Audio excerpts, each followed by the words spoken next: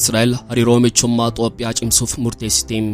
Turkiin biyyoota masaanuu Itoophiyaa faana sochii deeggarsaa waraanaa taasistuu jabeessitee itti fuftee jirti. Israa'el lola waraanaa Gazaa irratti erga jalqabdee dippiloomaasiin ishee kufaa kan jiru yoo ta'u, Masrii waliinis wal dhabdee keessa seenaa jiraachuu isheetiin masaanuu Masrii kan taate Itoophiyaa waliin hariiroo michummaa addaa uumuuf gaaffii dhiyeessitee jirti. Turkiin gama isheetiin Somaaliyaatti buufata yaaliyaawaa misaayilaa fi rookeettii ijaarrachuuf murteessuu beeksiste. Muddamni gaanfa Afrikaa lola waraanaa Gazaan dabaalamuun michoonni Falasxiinii fi Israa'el ija isaanii gaanfa Afrikaa irra kaa'anii jiru.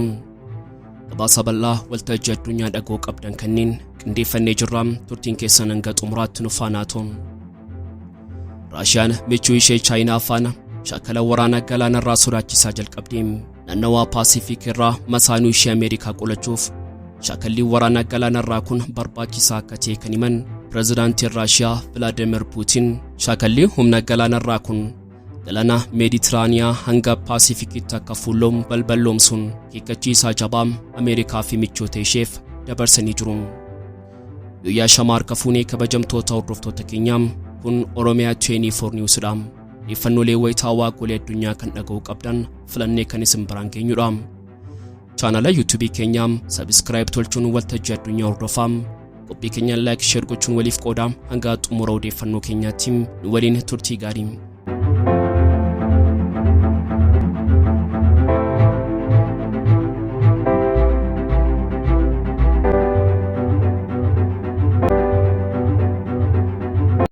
Israa'el hariiroo michummaa Itoophiyaa cimsuuf murteessite. Turkiin biyyoota masaanuu Itoophiyaa faana sochii deeggarsaa waraanaa taasistuun jabeessitee itti fufte. Israa'el lola waraanaa Gazaa irratti erga jalqabdee dippiloomaasiin ishee kufaa kan jiru yoo ta'u, Masrii waliinis wal dhabdee keessa seenaa jiraachuu isheetiin masaanuu Masrii kan taate Itoophiyaa waliin hariiroo michummaa addaa uumuuf gaaffii dhiyeessitee jirti.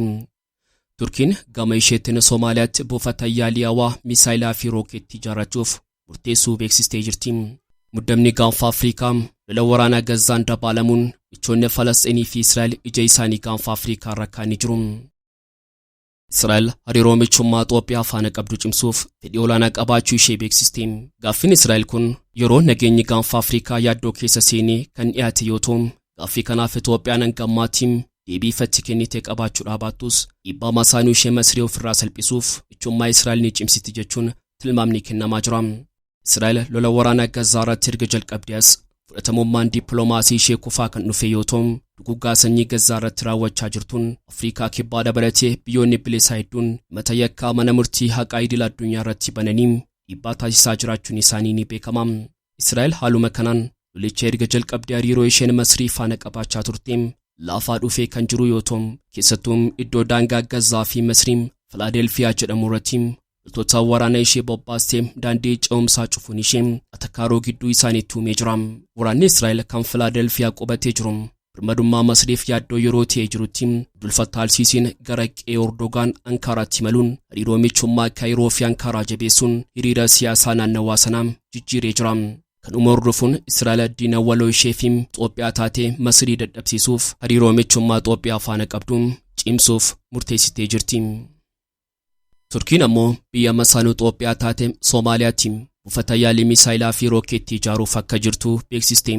Turkiin waliigaltee garaagaraa biyya ollaa Itoophiyaa taatee fi atakaaroo qabdu Somaaliyaa keessatti buufata shaakala misaayilaa fageenya gabaabaa fi rookeettii ijaaruuf mootummaa Somaaliyaa faana dubbachaa jiraachuu ishee miidiyaaleen biyyattii gabaasaa jiru. Ankaraan misaayilota baalaastikii ishee shaakala garba indiirratti taasisuuf karoora qabduuf akka gaanfa Afrikaatti biyyi Somaaliyaa teessuma lafaa tarsiimaa isheetiin mijattuu taatee argamuu ishee miidiyaaleen gabaasanii jiru. Akka maddeen odeeffannoo himanitti mariin kun yeroo xumuramu Turkiin buufata yaalii kanneen Somaaliyaa keessatti ijaaruuf qophii maraa xumurtee jirti. Akka addunyaatti dorgommiin hawaa Ameerikaa dabalatee Raashiyaa, Chaayinaa fi Hindii gidduutti bal'inaan gaggeeffamaa kan jiru yoo ta'u, morkii kanatti makamuuf Turkiin baroota darban kana qophii garaagaraa taasisaa turuu ishee gabaasni nuti arganne kun ni addeessa. Gaaffii Turkii kanaaf mootummaan Somaaliyaa eeyyama kan kennu yoo ta'u, Turkiin rookeettii ishee gara hawaatti furguggisuuf karoora isheen qabattee jirtu sadarkaa tokko gara fuula duraatti ni milkeessa jedhamee eegama. Dhiyeenya kanaan hariiroo michummaa Somaaliyaa faana qabdu cimsuuf tattaaffii olaanaa taasisuu irratti kan argamtu Turkiin magaalaa Moqaadishootti manneen barnootaa fi bu'uuraalee misoomaa ijaaruun antummaa ishee agarsiisaa turtee jirti. Dabalataan waliigaltee waraanaa abbaatii muraasa duram biyyoonni lamaan waliif mallatteessan hordofuun qarqara galaana Soomaaliyaa humna waraanaa isheetiin tiksuuf Turkiin doonilee waraanaa ishee garasitti bobbaasuun ishee ni yaadatama. Raashiyaan michuu ishee Chaayinaa faana shaakala waraanaa galaanarraa sodaachisaa jalqabdi. Naannawaa Paasifiik irraa masaanuu ishee Ameerikaa qolachuuf shaakalli waraanaa galaanarraa kun barbaachisaa akka ta'e kan himan pireezidaantiin Raashiyaa Puutiin shaakalli humna galaanarraa kun galaana Meeditiraaniyaa hanga Paasifiikitti akka fuulloom balballoomsuun hiikkachiisa jabaa Ameerikaa fi michoota isheef dabarsanii jiru. Pireezidaantiin Raashiyaa Vladimir Puutiin biyyi isaanii haala kamiifuu qophii ta'uu ishee kan beeksise yoo ta'u Raashiyaan humna waraanaa galaanarraa ishee cimsuu jabeessitee akka itti fuftu beeksisanii jiru. Erga kufaatii gamtaa Sooviyetii yeroo jalqabaaf Raashiyaan humna waraanaa galaanarraa guddaa ijaaruuf michuu ishee Chaayinaa waliin shaakala waraanaa kaleessaa kan jalqabde yoo ta'u ardii ishee irratti Ameerikaan Raashiyaa caaluuf yaalii taasisaa jirti jechuun akeekkachiisanii jiru. Shaakalli tarsiimawaa humna waraanaa galaanarraa moggaasaa Ocean 2024 jedhamu argate kun iddoo galaana Meeditiraaniyaa hanga Paasifikitti jiru kan haguuge yoo ta'u yuunitii humna galaanaa dandeettii haleellaa fi fayyadama meeshaalee waraanaa kan sakatta'udha jechuun Vladimir Puutiin kaayyoo shaakala waraanaa galaanarraa kana addeessee jira. Shaakalli waraanaa galaanarraa kun Raashiyaan duula waraanaa addaa Yuukireen irratti gaggeessaa jirturraa muuxannoo argame kan hammatu yoo ta'u yemichuu keenya waliin hariiroo deeggarsaa waraanaa qabnu cimsuuf xiyyeeffannoo addaa kenninee jirra jechuun pireezidaantiin Raashiyaa Vladimir Puutiin dubbatanii jiru.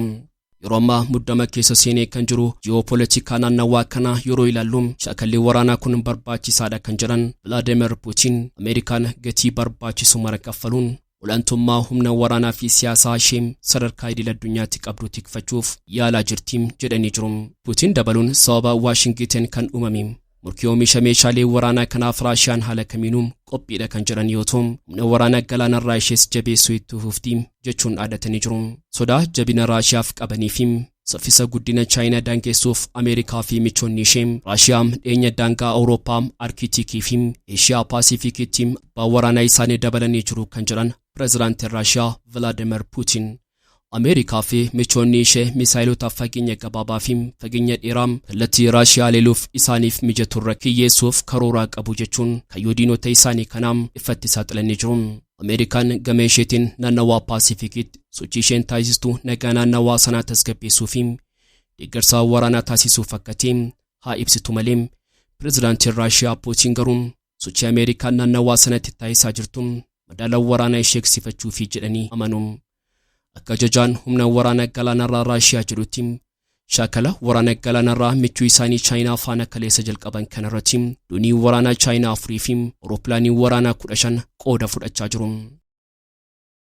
Egaan kabajamtoota hordoftoota Oromiyaa 24 News odeeffannoolee wayitaawaa golee addunyaa qabannee dhiyaannee sumaratti goolabna. Kanneen chaanaala YouTube keenyaa faaraa taatan subscribe gochuun maatii keenya ta'aa qophii keenya like share gochuun waliif qoodaa hanga xumura odeeffannoo keenyaatti waan nu faana turtaniif galatooma.